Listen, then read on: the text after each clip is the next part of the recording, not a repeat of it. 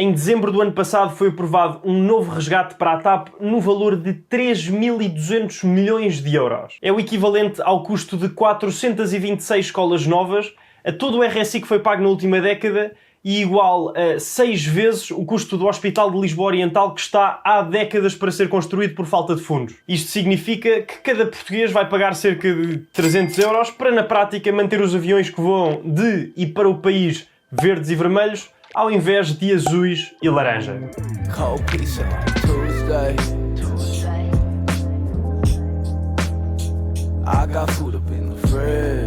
A história da TAP começa em 1945, tendo sido fundada por ordem de Humberto Delgado, e no ano seguinte é inaugurada a primeira linha comercial entre Lisboa e Madrid. Em 1953, a companhia aérea passou a ser uma sociedade anónima de responsabilidade limitada, com capitais mistos, pertencendo a maioria ao Estado. Depois do 25 de Abril, a TAP foi apanhada na onda de nacionalizações, tornando-se então totalmente pública. A década de 80 foi longa e dolorosa, apresentando prejuízos milionários a cada ano, o que obrigou o Estado a pedir autorização a Bruxelas para, pela primeira vez, injetar dinheiro na companhia de bandeira. No verão de 1994 recebeu luz verde e recebeu então 1.450 milhões de euros, que ajustado à inflação, aos dias de hoje seria o equivalente a cerca de 2.500 milhões. Em 2003, o Estado, através da par pública, ocupou 100% da TAP SA, criando a TAP SGPS. Em 2005, começou a fazer parte da Star Alliance, que atualmente conta com 26 companhias aéreas a colaborar com o objetivo de oferecer e assegurar ligações flexíveis para todo o mundo. De novo em dificuldades financeiras, no final de 2015 concretiza-se a reprivatização da TAP com a venda de 61% do capital ao consórcio Gateway. Depois de 2015 já correu muita tinta sobre a TAP e é algo ao qual a opinião pública ainda não chegou a um consenso. Segundo uma sondagem da Aximates para a TSF, o Diário de Notícias e o Jornal de Notícias a 31 de dezembro de 2021, 49% da população entende que o plano de reestruturação foi uma má decisão do governo. Neste vídeo vou tentar simplificar este complexo puzzle que é a estrutura da TAP, o que implica o novo plano de reestruturação e se há alguma luz ao fundo do túnel para a nossa companhia aérea de bandeira. Ao contrário da TAP, deixarem um gosto neste vídeo não vos custa rigorosamente nada e é uma gigantesca ajuda para poder continuar a produzir conteúdo com ainda mais frequência e ainda mais qualidade. Se quiserem ajudar ainda mais, seguirem pelo Instagram também é fantástico e é imensamente apreciado.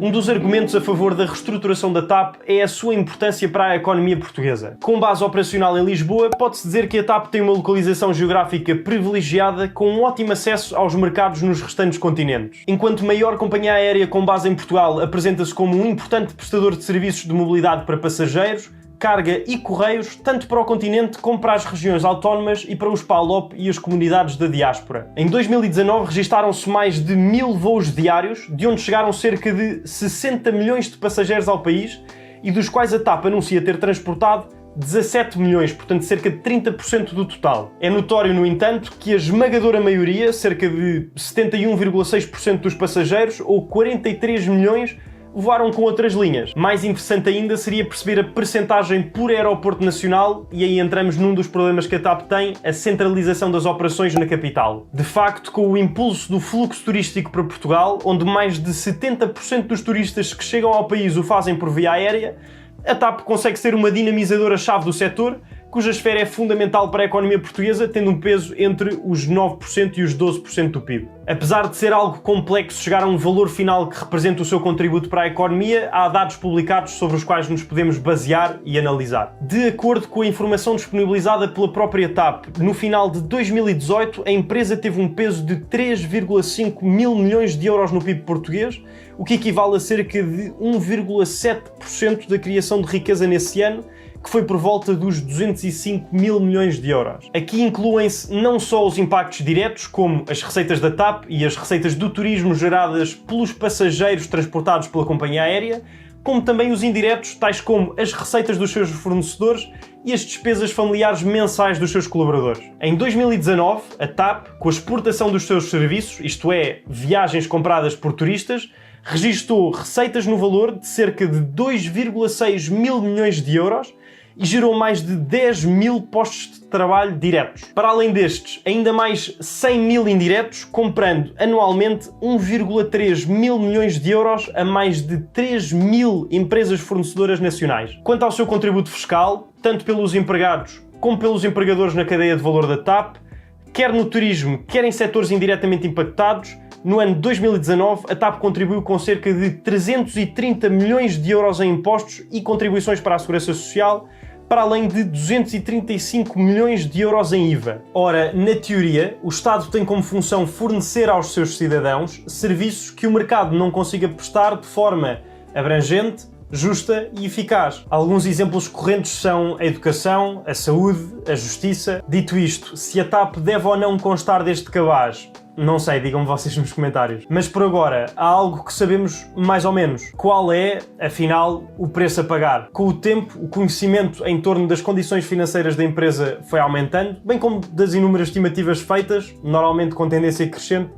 de quanto é que seria necessário para salvar a TAP. Comecemos por 2015. Tudo parecia alinhado com a venda do grupo ao consórcio Atlantic Gateway, contudo, no ano seguinte, e já com o PS de António Costa, houve uma renovação de ideias, a reversão da privatização. Assim foi, o Estado recomprou 11% da TAP, ficando então com 50%, por uns modestos 1.900 milhões. O problema ficou nas entrelinhas. Enquanto as responsabilidades públicas aumentaram na proporção da participação, a capacidade de intervir na gestão ficou reduzida a 5%. Ou seja, o Estado passou a deter metade da empresa, mas com um poder de ação similar ao dos trabalhadores, que também eles possuíam 5%. Chegamos a 2020, onde se estimava que o capital necessário para tirar a TAP do vermelho rondava uns já assustadores 1.200 milhões sob a forma de injeção pública. Além disso, a necessidade de reestruturação deixava clara a urgência de uma voz estatal mais ativa,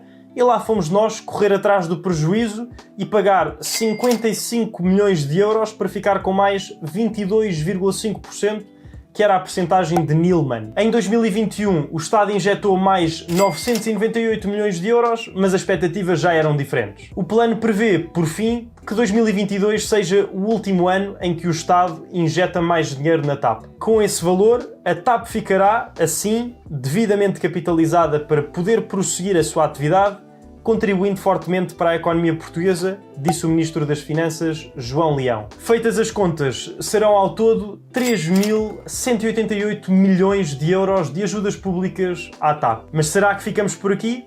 Cenas dos próximos episódios. Todo este tema ganha outro mediatismo quando, tal como fiz no início, começamos a refletir sobre os inúmeros possíveis investimentos alternativos com o mesmo montante. A cultura, o SNS ou a educação são todos destinos mais que válidos para onde todo este dinheiro podia voar e ser aplicado por forma a efetivamente desenvolver o país.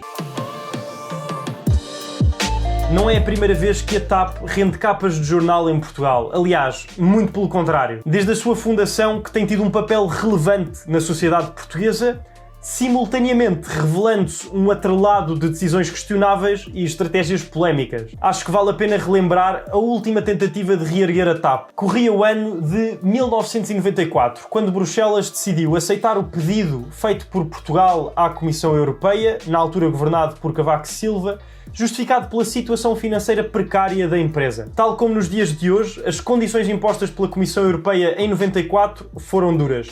Foi forçada a cortar 2.600 postos de trabalho, suprimiu rotas, congelou salários e abriu mão de 6 aviões. Ficou durante 4 anos sob supervisão europeia e, tal como num programa de resgate, estava sujeita a avaliações periódicas para receber as tranches da ajuda. Para que o empréstimo saísse do papel, houve a necessidade de formular um plano de reestruturação, a que foi dado o nome de Plano Estratégico de Saneamento Económico e Financeiro. Apesar do apoio europeu, a TAP nunca conseguiu catapultar-se para um nível de eficiência que fosse sinónimo de lucros recorrentes e estabilidade. Pelo contrário, as constantes mudanças de opinião sobre possíveis nacionalizações ou privatizações da empresa, sempre ao sabor da cor partidária, aliadas à mutação galopante do mercado de transporte aéreo, como é o caso do aparecimento das companhias low cost, dificultou e bem a vida da TAP. Vamos aos factos. Nos últimos 40 anos, a TAP SGPS apresentou lucros em 2 deles, tendo o último sido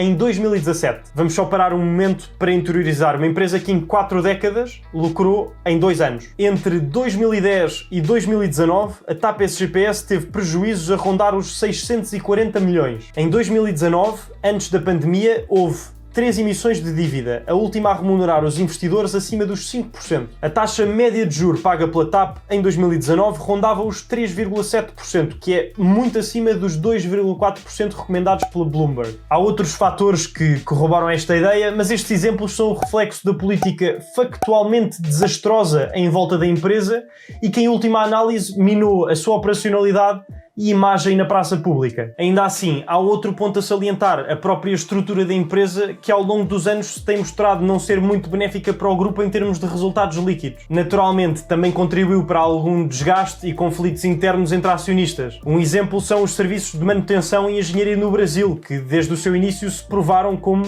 um erro de cálculo devido às suas perdas constantes. Felizmente, no plano de reestruturação está expressamente escrita a sua extinção. Por último, há alguns fatores que diria até seriam os mais importantes para o consumidor e que qualquer gestor com 2 dedos de testa consegue identificar como sendo imensamente danosos. O facto da relação qualidade-preço raramente ser competitiva, os reembolsos que levam eternidades e que muitas vezes nem chegam a acontecer, as dificuldades logísticas que parecem ser quase uma praxe para quem voa na TAP e até a manutenção precária que põe em risco a segurança dos passageiros.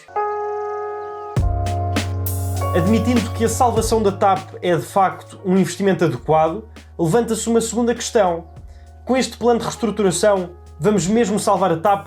Foi esta a muito pertinente questão feita por Carlos Oliveira Cruz num reporte escrito para a Fundação Francisco Manuel dos Santos. Uma pergunta simples, cuja resposta não é tão trivial. A TAP foi alvo de várias tentativas de reestruturação desde a década de 90 e nenhuma delas foi capaz de reverter a tendência crónica para prejuízos. O que é que traz de novo este milagroso plano e em que é que consiste? O apoio assumirá a forma de medidas de capital ou quase capital de 2.550 milhões, incluindo a conversão do empréstimo de resgate de 1.200 milhões em capital para permitir o regresso à viabilidade da TAP SGPS e da companhia aérea TAP Air Portugal. Para além disso, estão alocados 107,1 milhões de euros em ajudas para compensar a TAP Air Portugal pelos danos sofridos em resultado da pandemia do coronavírus entre 1 de julho de 2020 e 30 de dezembro de 2020. Como seria de esperar, esta reestruturação traz também consigo associadas algumas condições. Obriga, por exemplo, a medidas de aumento de concorrência, como a libertação de slots em Lisboa, que face à elevada procura rapidamente serão ocupados por outras companhias aéreas. Prevê ainda um ajuste na dimensão da empresa, com um despedimento esperado de mais de 2.000 pessoas